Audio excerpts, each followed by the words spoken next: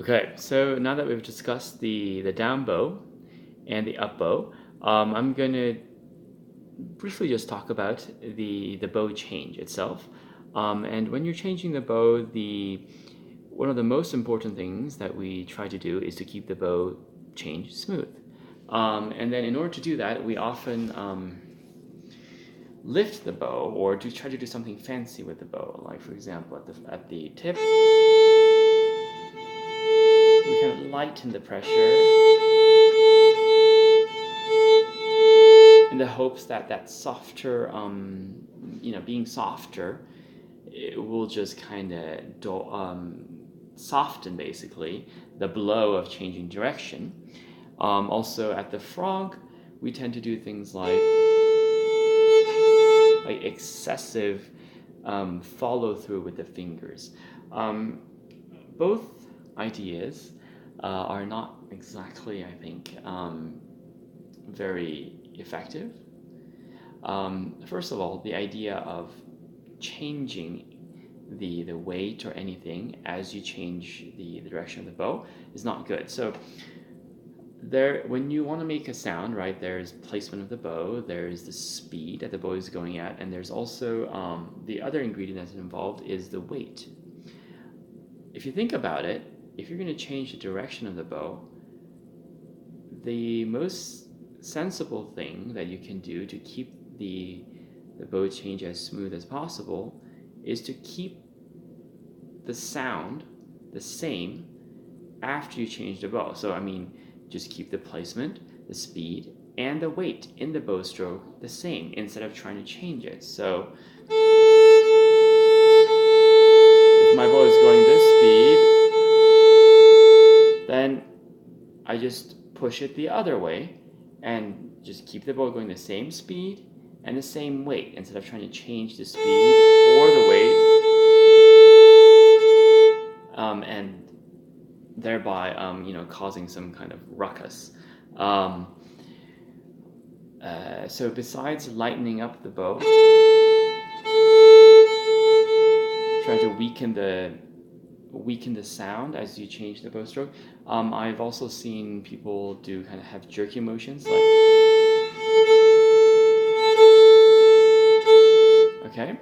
As you can see, both ways of changing the bow are changing the speed and the weight of the bow strokes as you change the direction. So the key idea is to keep the speed and the weight of the bow constant as you change the direction of the bow stroke.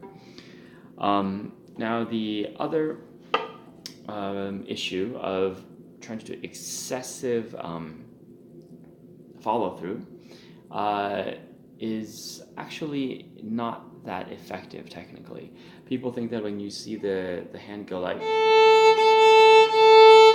oh, what a great natural bow hold and bow stroke, but actually the follow through should just happen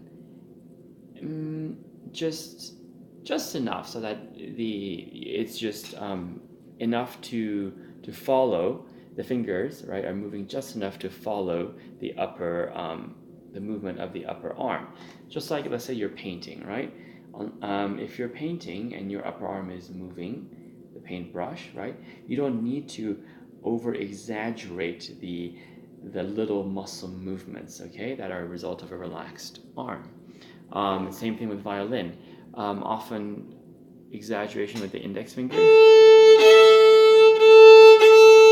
actually leads to loss of control. So when you change the bow at the frog, the follow through should happen just enough so that it's just a natural result of the upper arm changing direction before the rest of the arm. Sorry, that's terrible.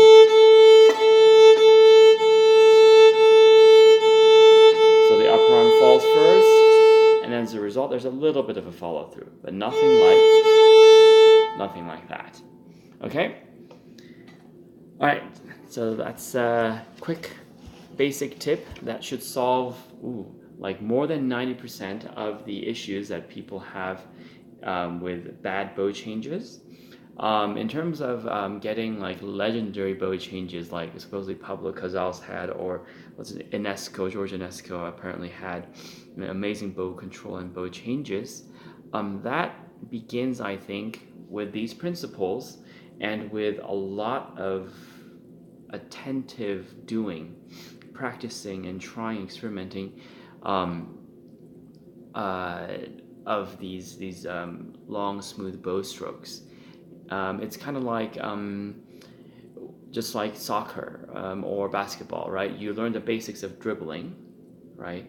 It's kind of like the basic principles of bow changes I just discussed, but it is but the people who practice the basic dribbles, just like the left right dribbles, and then like for example keep ups, like for example juggling the soccer ball, who practice it consistently, who gain the touch as well as the skill, of executing the basics together to truly find like legendary touch, like ball control, and same thing with our bow.